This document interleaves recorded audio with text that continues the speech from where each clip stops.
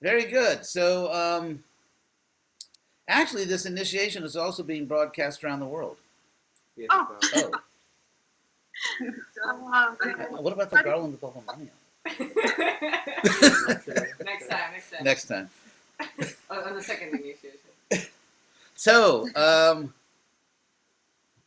actually, I should say a few words about Lord Nityananda. Yeah. Because of course it's by his mercy that we're all here. Yeah. Could you bring me a little cup of water? No, the cup is just by the water bottle.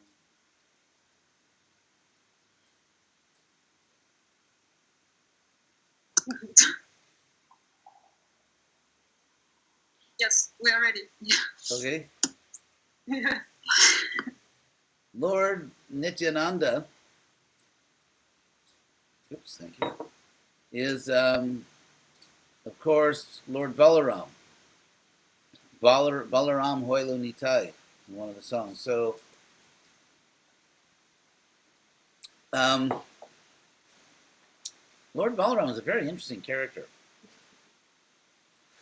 And of course, Nityananda, and we can see how Nityananda is Balaram. I mean, you can see how it's the same person.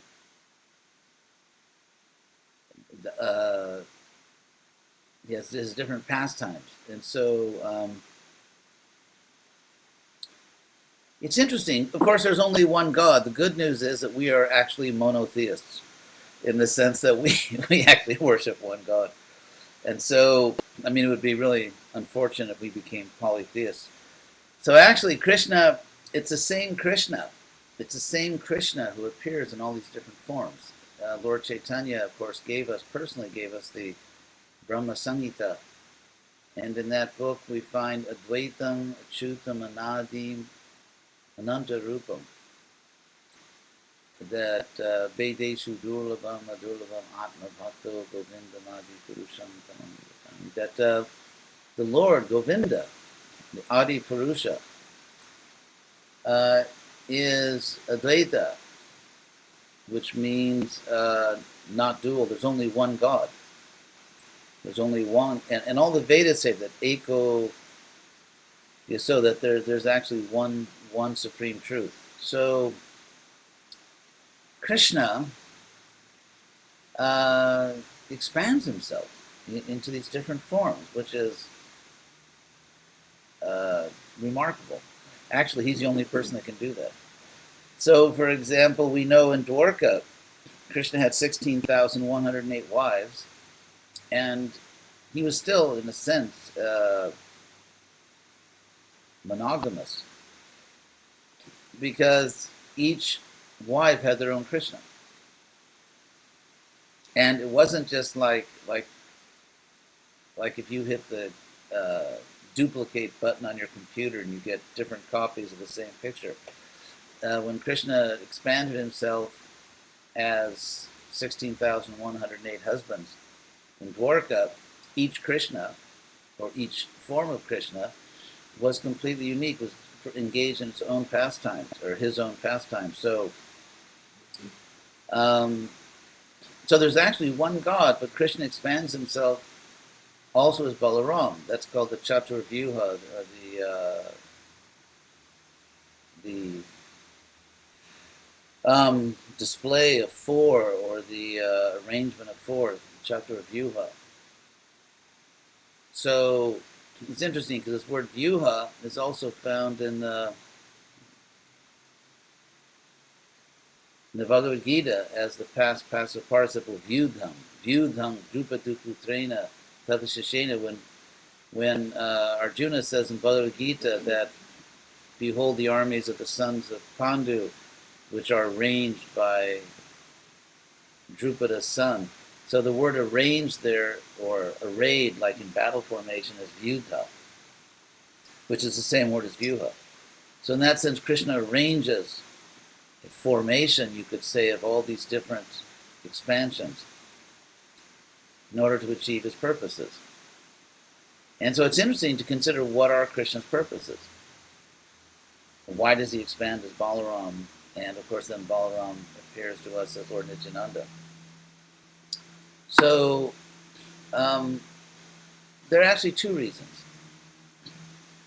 On the one hand, Krishna is simply expressing himself. He's being himself, and he has infinite creative potency and infinite personality. Not only is God personal, he's infinitely personal. Krishna is actually infinitely personal, and therefore, to just express himself, to be himself, so to speak, he expands into unlimited forms. Ananta Rupam. That's what the Brahma Samhita says. Infinite forms. And so that's one explanation, is that's just Krishna being Krishna. That's just Krishna being himself. That's what he does. He has infinite creative potency. But at the same time, it's the nature of Krishna that he is infinitely loving and free of all material desire, because no illusion can exist in Krishna, and material desire is ultimately illusion. Material desire is ultimately illusion because it's based on an illusion. It's based on a misunderstanding of the actual nature of things. Because if we consider what is the nature of existence itself, and what are the fundamental things that exist, and by the way, that's called tattva, like Vedanti tattva, Vedas, and so on. Tattva, like Vishnu tattva, Jiva tattva. The word tattva means a fundamental category of truth, literally. So, if we look at the nature of real things, the nature of everything that actually exists as a real thing, there are living beings, of course, and then there's what we affectionately call dead matter. So, but if you look at living beings, all living beings, each one is pure and is pure in itself, and in a sense complete in itself in relation to Krishna. Like Nisa Upanishad has said, Om Purnamadak Purnamidam. Literally, because that is complete, this is complete. And so in Sanskrit philosophical jargon, that means the spiritual world, and this means this world, because obviously the Upanishad is speaking to us. And since we are in this world, and since the pronoun or the demonstrative pronoun this refers to something that's closest to you, this as opposed to that, so therefore simply to say this means the world that you're actually seeing. And since that's being given to people who are in this world, this means this world. And that's why in Sanskrit you'll find that idam, this, is just a way of saying this material world, the world where you actually live right now. So and then that, actually there are three pronouns, just like in Spanish or Portuguese or Latin language. There's this, that, and that over there. I don't know if you have that in Russian. Sorry. So it's like in Spanish you can say eso, esto, eso, y aquello, which means this, here, that, and then the other one over there. And so in Sanskrit it's also like that. So adak is the farthest word. In other words, so idam is this, and then tat would actually be that, as an om tat sat. Idam, tat, and then so, or in this case, adaha. So that, in the sense of the world that's farthest from you, is of course the spiritual world. Even though we're actually in the spiritual world now, because as we know, we're this world, this universe is just a little bubble in the spiritual world, but still, in terms of our consciousness, that pure spiritual world is the world which is, at the present time, far from us, even though it's near. Tad dure, tad vantike. As Isa Upanishad also says, it's far away, but it's also near. So therefore, Purnamidam, Purnamadak, Purnamidam, that world is complete And because Purnat Purnamudachyate, because the complete is produced from the complete, therefore, in a sense, this world is complete. And then, in a sense, we are also complete. So our completeness, though, is in relationship to Krishna. Our completeness is in relationship to Krishna.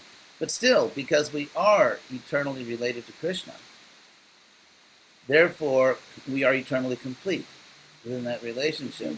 And therefore, to treat us as simply an object of something else would be an illusion, because we are actually, each of us, as we can experience when we are sane and sober, each of us is actually a complete center of a conscious existence. And so even though we don't want to be self-centered, we want to be Krishna-centered, but still there is a real sense in which each of us is the center of a conscious existence. And therefore, Krishna treats all of us as with respect. Krishna respects the fact that each of us has our own purpose.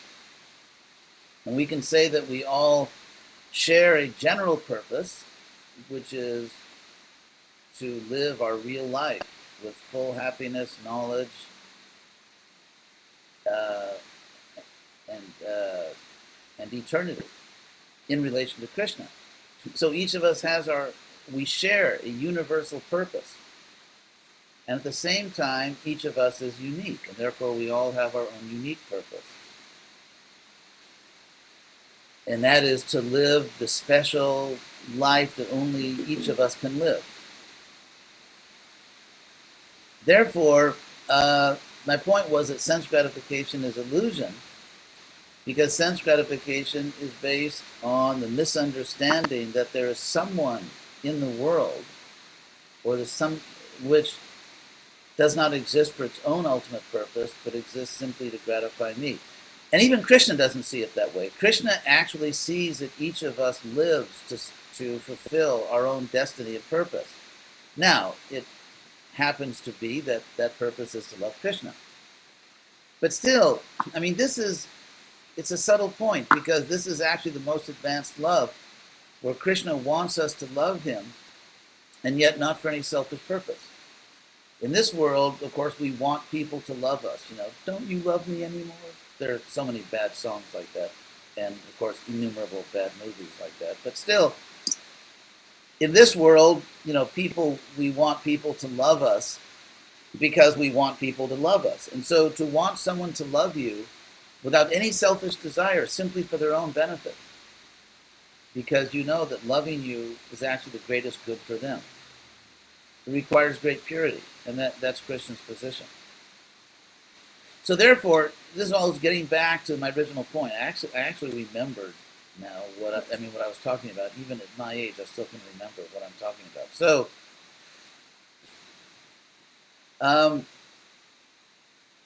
my point was that Krishna, in expanding himself, when Krishna expands himself, he does so because that's his nature. It's just Krishna being Krishna and expressing his infinite creativity. And at the same time, he expands himself in such a way that it brings the greatest good to all of us. Because the reality of our existence is that we are both individual and social. Each of us is a unique soul, and each of us is a member of groups, like, for example, the group of all souls, or the group of devotees, or the group of human beings, or the group of transcendental Latvians. And so on. And if you think of it, we have our private life, we have our public life, we have our individual life, we have our social life. For example, marriage is a social event. Social in this sense, meaning that it involves more than one person.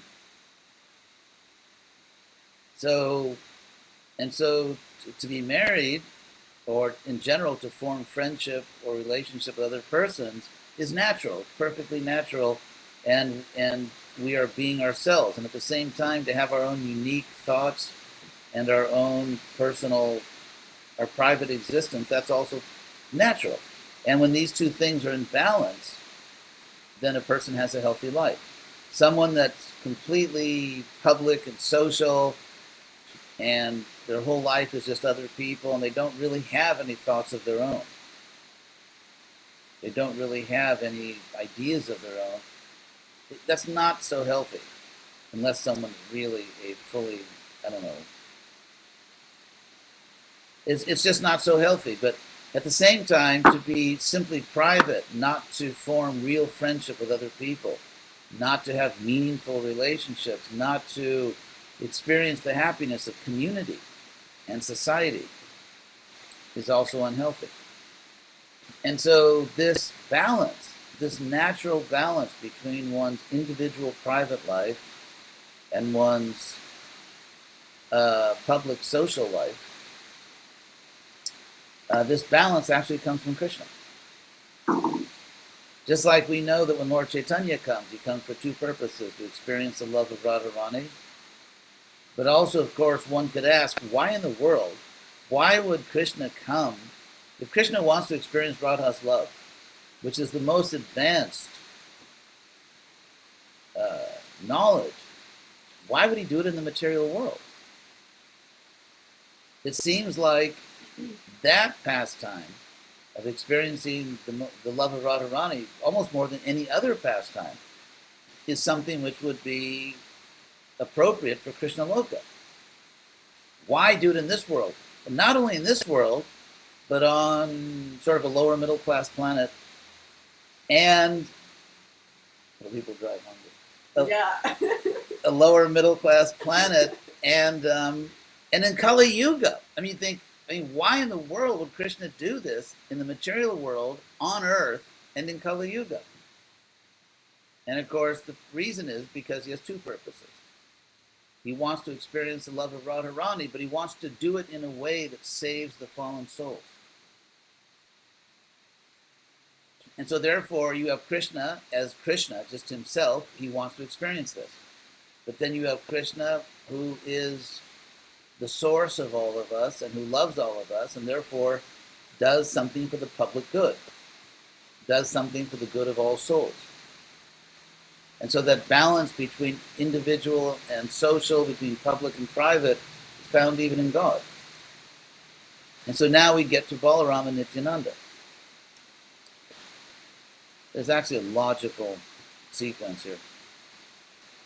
So why does Krishna, of course, we know that Krishna expands himself, let's say, as Balaram, because in a sense we have to understand Balaram, I think, before we can understand Nityananda. Because the first and most important thing about Nityananda is that he is Balaram. And so who is Balaram? Of course, Balaram is God, which means he's Krishna, but why did Krishna do that? Why expand yourself as your own brother? So, again, there must be an individual and a social reason for it, and there is. Krishna expands himself as Balaram, again, because it's Krishna being Krishna. It's just like if you're a born artist, as they say. If you're a natural artist, you make art. It's just what you do. It's not that you're doing it for sense gratification, or let's say a cook. We have a cook here. And so, so if someone loves to cook, then it's not that because you do what you love, it's sense gratification. Actually, there are some kind of Calvinistic interpretations of Vaishnavism. These sort of dark, suffering,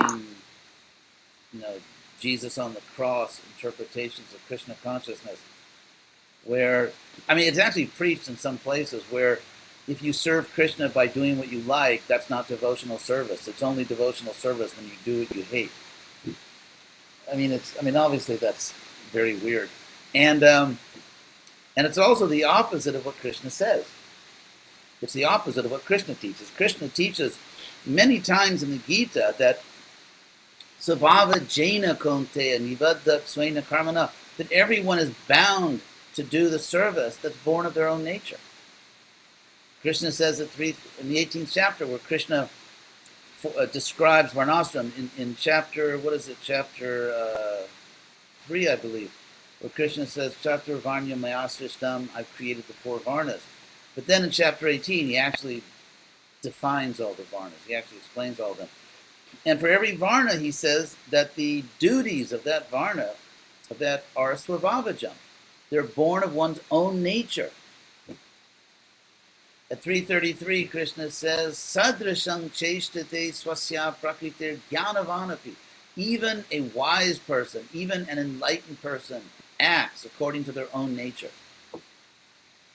Because prakritim janti bhutani, creatures follow their nature. Nigraha king karishati, what will repression do? So you must act, and Krishna also says it's dangerous not to follow your nature.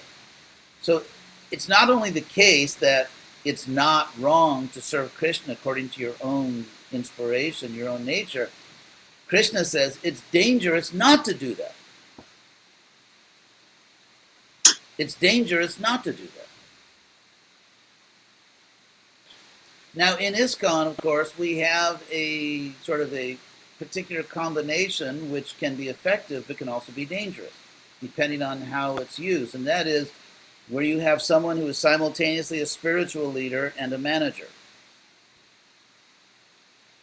Because as a spiritual leader, let's say a guru or even a temple president or GBC or whatever, as a spiritual leader, one's desire is to see the person happy. Like, I want you to do what Krishna says you should do. You should do whatever inspires you. You should serve according to your own nature. But as a manager, I want everyone just to do what I need to be done. I need someone to do this right now. And so it's much better for management if everyone just does what I say. And therefore, you start to get a different kind of preaching that never mind your nature, never mind what you want to do, you should do this. Because if you really love Krishna, you'll just do what's needed. So you should do this. And you get this, maybe you never noticed it in the Hare Krishna movement. Yeah. But, I have no idea. yeah, so it's actually, it's dangerous.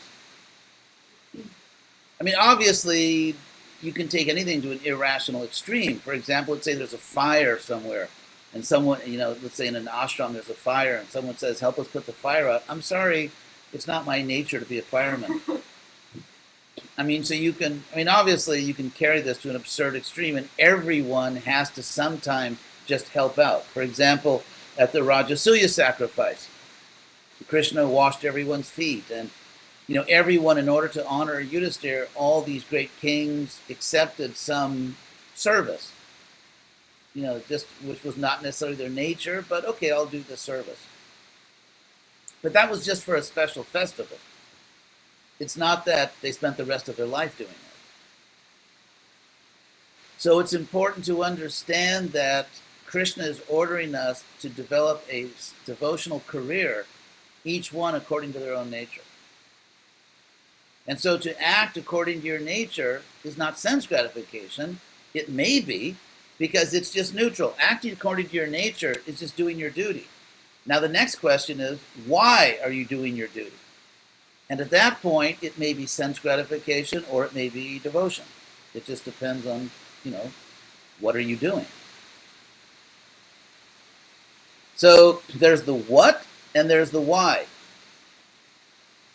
And in bad preaching or in bad leadership in the name of Krishna consciousness, a leader will merge these two things together. As we know in ISKCON, merging is not a positive word. And so, in other words, what becomes why. That because you're serving according to your nature, therefore you're acting selfishly. You're not acting with devotion. But that's actually not our philosophy. The what and the why are different. The what is your service? Your service is to serve according to your nature. Develop a career for Krishna according to your nature. That's what. Another question is why. Why are you acting in that way? For example, why are you cooking? Why are you singing? Why are you doing business? Why are you writing books? Why are you managing? At that point, it depends on whether a person is Krishna conscious or not. And so every possible devotional service can be done selfishly with material motives. And every possible service can be done with real devotion. So the what is your service and why are you doing it? Those are two different questions. And therefore, the fact that someone is serving according to their nature does not mean they're acting selfishly. It just means they're a mature human being. And they've actually read Bhagavad Gita. So, so now the point I wanted to make is that that's what Krishna does. So the fact that Krishna is acting according to his nature does not mean that there's some impurity in Krishna. Because to have a nature means it's just who you are. And Krishna is infinitely creative, infinitely expansive, and so he expands himself in all these forms. At the same time, he does it in a way that it serves the highest interest of every living being. So how does it serve? And so that's my point philosophically. How is Krishna benefiting the universe by expanding into Balaram? And so that's an interesting philosophical question, for which I believe there's an answer. To answer that, I will first make a reference to criminology, the study of or the study of law enforcement. And it's interesting. There's a common expression. You must have it in other languages. In English, they say "good cop, bad cop." No. Oh, God. I need to go preach that. Okay, good cop, bad cop. Do they say? They don't say that in any. Okay, what it means is that it's very well known that in law enforcement, let's say the police arrest someone, and they want that person to confess or give information, and so there's a technique which is it's used everywhere, where you have a good cop. In other words, one of the policemen will come and be very nice, and I'm your friend. I'm on your side. I want to help you get out of jail, or I want to help you, get out of this problem. And then another one comes in, he's real heavy and threatens the person. If you don't tell me what I want to know, this is going to happen and that's going to happen. There's a good cop and a bad cop. And so what happens is the good cop, the prisoner, or just the person who's being accused of something, or a person, from whom they need evidence, or as a witness. The bad cop is so heavy that he or she frightens the person, but then the good cop comes and says, "Hey, I'm your friend. I'm on your side. You can talk to me." And so then the person cooperates with that one. So it's a very well-known technique. And so Krishna's not just a policeman, but it's interesting because Krishna.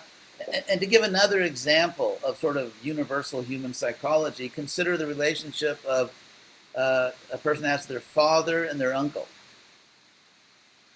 Because a lot of times the father has to discipline the child, even when you're a little child. That's the father's duty. The father has to set the boundaries in different ways. And therefore, sometimes your uncle can just be nice. So you can just talk to your uncle. In fact, and because your uncle normally doesn't have the duty of disciplining you. He can just be nice. Or you could say it's like your mother and your aunt. I grew up actually in a culture like that where I had really nice uncles and aunts, and they were very loving. And of course, I had great parents too, but they're the ones that had to do things. So, in fact, there's a word in English, avuncular. There's a word in English, avuncular, which means to be like an uncle, and it means to be like nice. Let's see if I'll find it really quickly in the dictionary. Avuncular means kind and friendly towards a younger or less experienced person, and it comes from the Latin word which means the maternal uncle. And so to be like an uncle is to be kind and friendly to a younger person. And so in that sense, we have, Krishna says, I'm the father of this universe, but we have Uncle Balaram. And so that's really what's going on. It's Uncle Balaram or Uncle Nitai.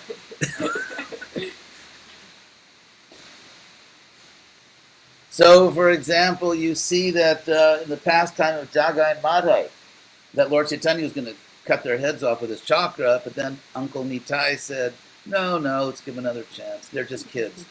And so,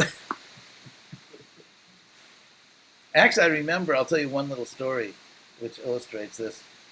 When I was about, oh my God, I must have been like 13 or 14 or something like that.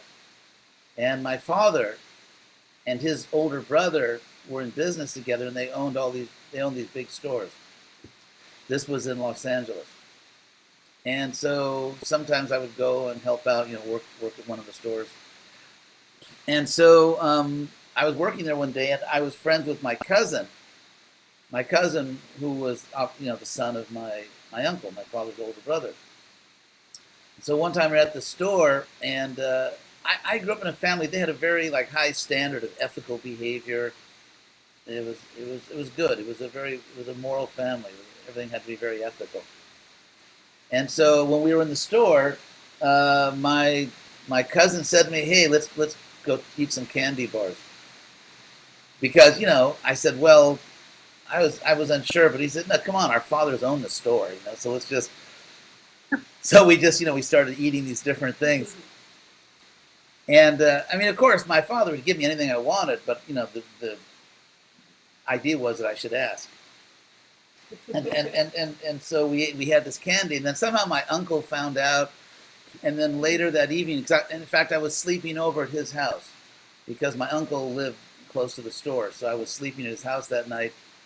And then that evening, he called me into his room. He was really nice, he was really gentle, and asked me, "Did you guys have some of that candy?" And so, so I told him the truth. And I told him, well, I told him the truth. I said, well, Ron, your son, he said that we should do that. He said, okay, no problem. He was really nice to me. And then he said, you can go. And then he called his own son. And then I heard this bam.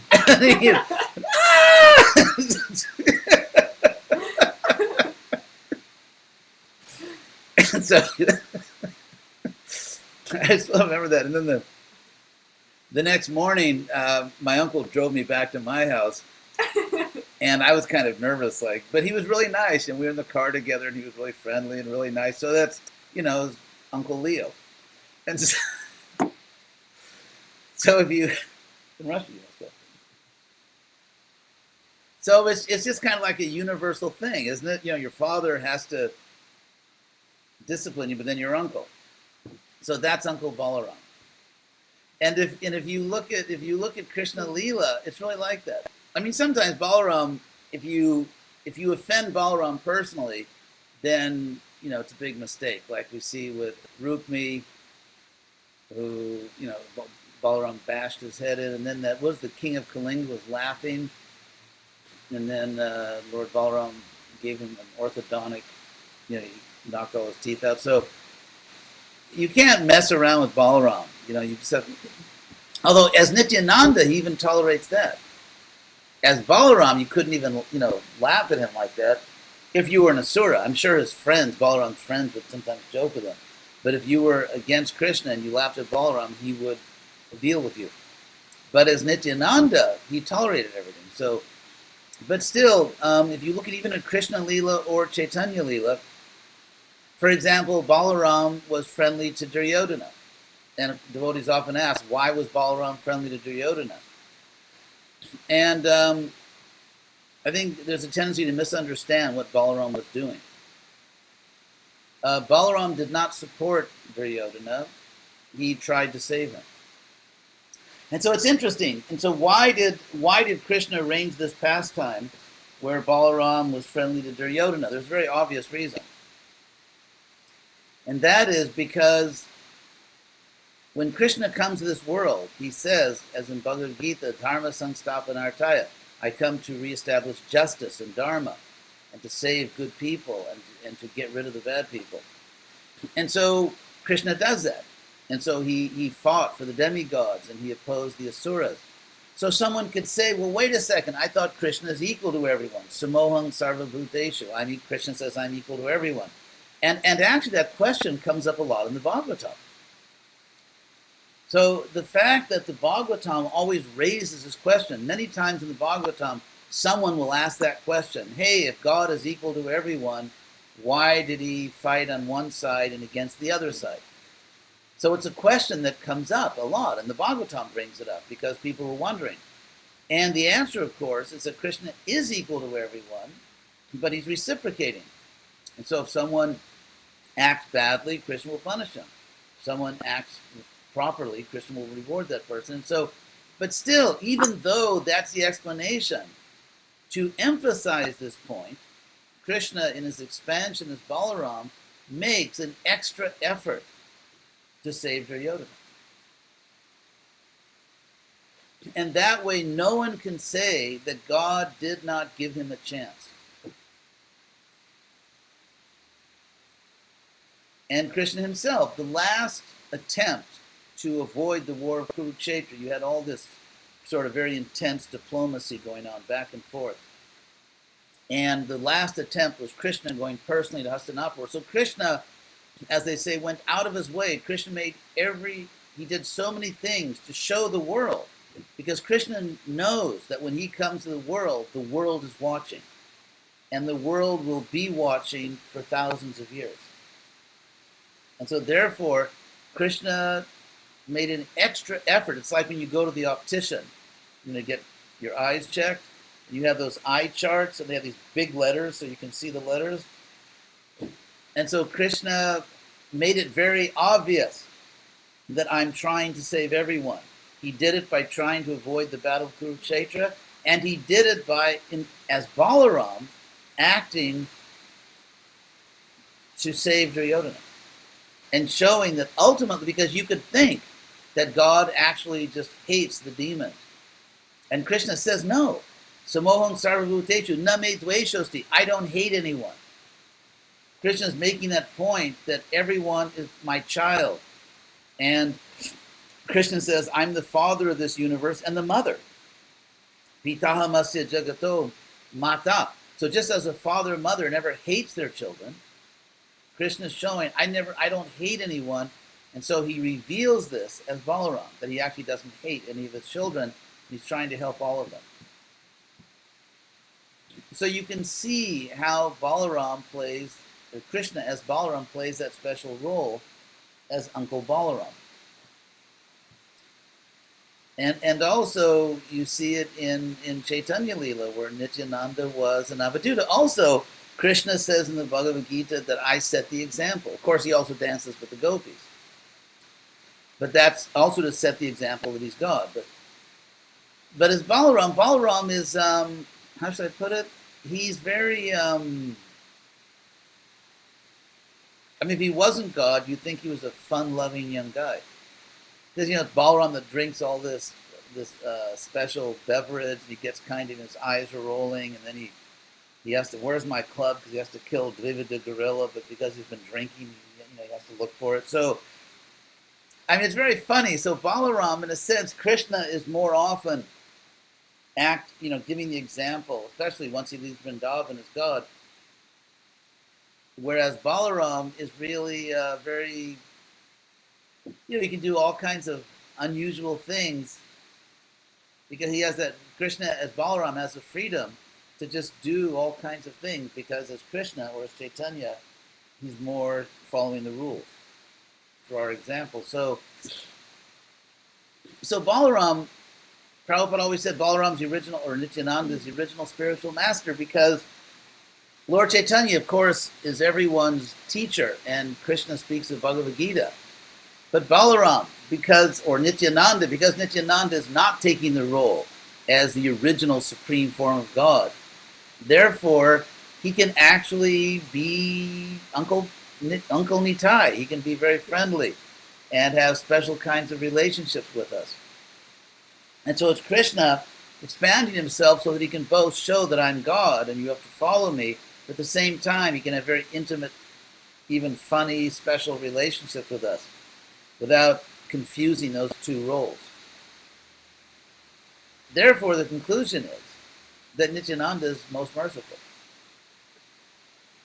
But I wanted to give a philosophical explanation.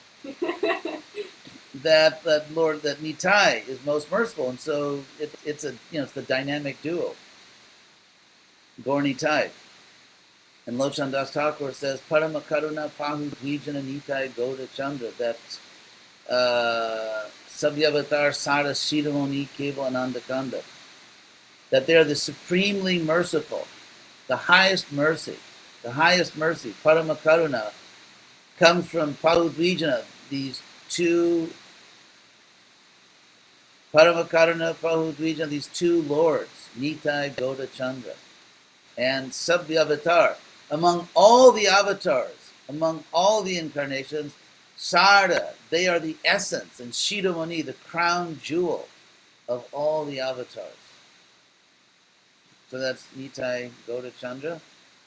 Today is Lord Nityananda's appearance day, and you are all going to be initiated. Well, not all of you, but half of you.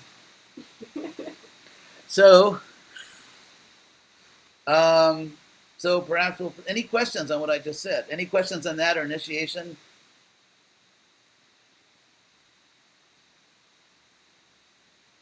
No? Last chance? Okay, then sign. You have to click on that little box where it says, I agree to the terms and conditions. Okay, so we'll start.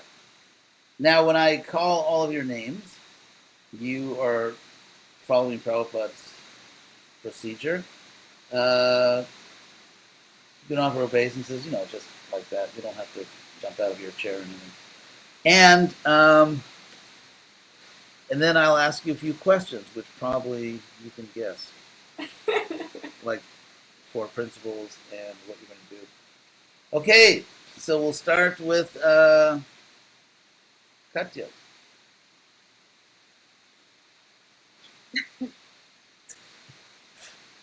So, what is your vow? I should just say one thing, that the word devotee, of course, is from the Latin devoto. And voto in Latin means a vow. It comes from the Sanskrit vrato. Sanskrit vrata, in Latin voto. And so devoto means literally to live by a vow. That's why we have the English word like to vote for someone means to vow, make a vow to that person. Even the word vow actually itself. And so in a sense, when you make a vow, at least linguistically, you become a devotee. So it's keeping our vow that really makes us devotees. The fact that we devote ourselves to Krishna, and to devote yourself to the Guru or Krishna means to follow your promise. And so it's okay. So, Your Grace, what's your promise? What are the principles you promise to follow? Say correctly.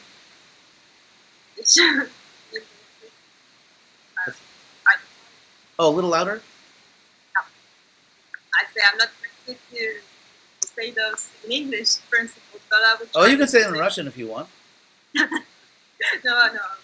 So, chanting 16 rounds. Of? Part of it. Oh, 16 rounds of Mahamantra, right? Mahamantra, yeah. and every day, not just on your birthday. Not to give any intoxication. Oh, right. That's right. Not to, or part of it. Okay, big fish, eggs, all those. Yes. The mode of ignorance, food. And no illicit sex, and no gambling. And you mentioned intoxication, right? Yeah, I mentioned it. So I promise not to do those things. Very good. So your name will be Krishna Bhakti. Devi Dasi. Oh. And you probably don't need a translation.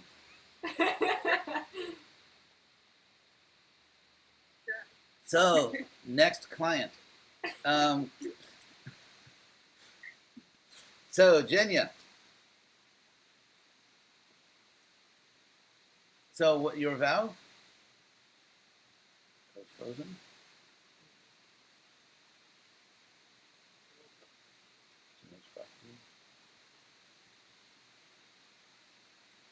A little technical problem here, which is not unusual for Skype, of course. Should we try calling again?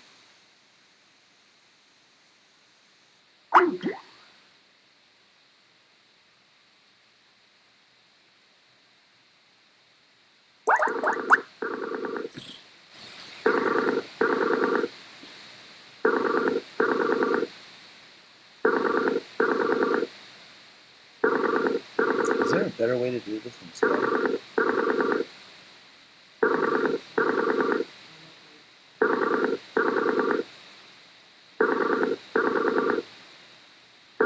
So, for those of you who are on YouTube, we've had a technical problem with the internet in Amsterdam. So, perhaps